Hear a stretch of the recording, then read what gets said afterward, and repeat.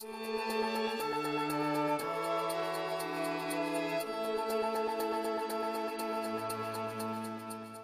name is Father Richard H. Brown. I was born here in Mercy Hospital here in San Diego, April the 28th, 1927.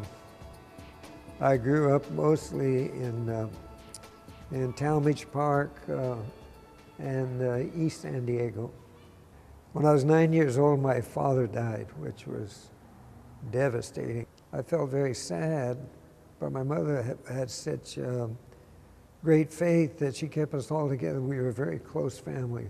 I had 2 brothers and 2 sisters, and we loved each other. We survived on our faith. As I said, my mother was a very strong Catholic. We always went, all of us, we always went to Mass together, went to communion together. We did everything together.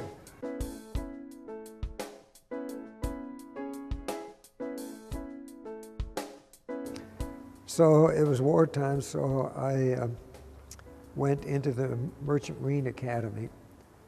I wanted to be a Navy officer. Our ship was going to go to South America on a training cruise, so I had to have a smallpox shot, but it reacted and I caught the flu. I was really sick. As a matter of fact, I thought I was going to die. And I thought to myself, if I ever get out of here, I'm going to become a priest. And I asked my mother, I said, I'd love to be a priest, but I don't know what kind of a priest to be. And she said, well, why don't you become a Jesuit? I looked up in the phone book, and I saw that the Jesuit fathers ran Our Lady of Guadalupe Church, this church.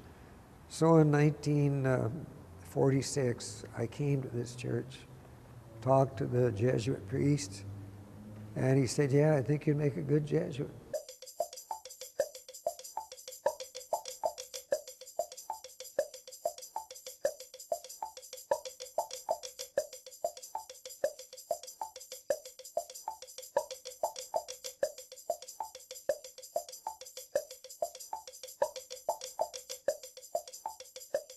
After my seminary, I was assigned to Loyola High School to be a teacher of Latin.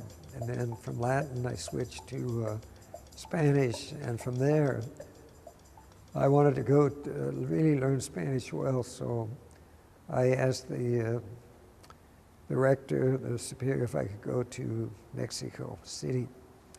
And I went for 1 year, but then I stayed for 5. Basically, where I lived was a very poor district, La Colonia Guerrero. The people were poor, but they loved their misas de 15 años, las posadas, all the things that make Mexican, that are really different from the American way of life. I learned that they're very wonderful people, very loving people. They're satisfied with very simple and beautiful things of life, and they're family orientated. Mexican people love their families, so it taught me a lot. It was like my own family.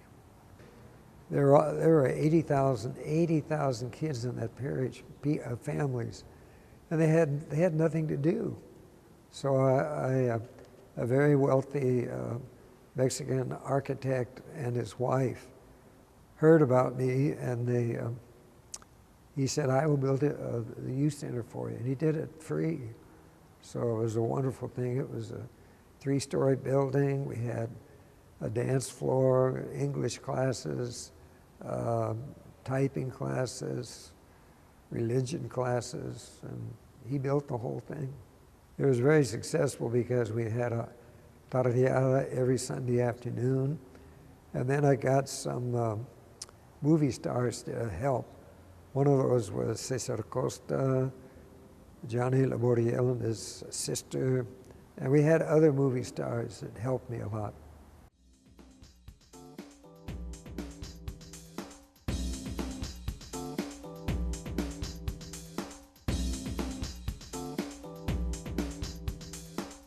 Well, I came back because I got very, very tired. I was going 16 hours a day. I was young, but I still got very tired. So I came back, and I ended up at this church, Our Lady Guadalupe. I didn't think he was a priest when he first arrived. I was working at school and the doorbell rang, and he was in tennis shorts. He said he was Father Brown, and I didn't believe him. And then when I found out it was him, I was pretty embarrassed, because I honestly, when he told me who it was, I said, yeah, right, or something like that. Well, as soon as I got here, I saw that we had all kinds of young people in this parish, and nobody was working with them. So I started a youth club. It's called the CYO, Catholic Youth Organization. Well, he started the CYO, and he started with just a handful of kids. So he started the youth group, and we used to have activities here at the church hall. Every Friday night we would have some activity. We would have our little meeting, and then we would have something where there'd be dances with records, whatever. And before you knew it, we had a group of 500 people. I was their second president. I wasn't the first president, but I became president within a few months after the club was formed. And it was probably one of the greatest times of my life. I can't imagine what I would be like if I hadn't had the experience of that youth group activity, because it just allowed me to grow.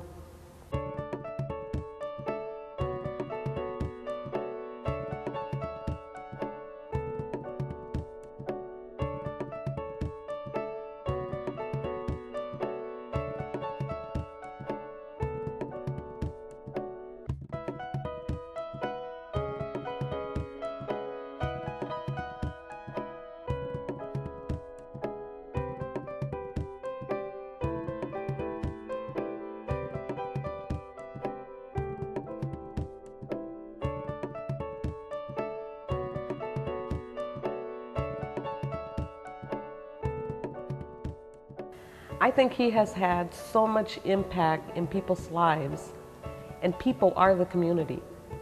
So when you look at the families that he's touched, and the cycle just improves with every family, because he helped every young person that was in this youth group grow, and consequently our families got stronger, not only in terms of faith, in terms of the way that we are, but also financially. We all landed in very good jobs, and we've continued now to give back to the community. And I'm very proud of that, and I think that every person that has met Father Brown and interacted with him will tell you of one thing major, not insignificant, but major thing that he has done to help that person be a better human being, and that really helps the community. Well, no matter where I go, whether it's at Walmart or shopping or traveling, I always meet somebody that I know, and they'll say, "Oh, Father, you baptized me," or "You married me," and I always give them a big hug. I'm a priest. I'm known as a priest that gives hugs, abrazos, because you just shake hands with somebody. That's kind of Mickey Mouse. An abrazo is you let somebody know that you really care about them. If there's anything I'd like the people to remember me by, is there was a priest here for 37 years, and I was called the Padre del Barrio. Matter of fact, I have a T-shirt with that written on it. And just that this priest that was here for 37 years loved them and their families. They were my family. That would be my legacy, love.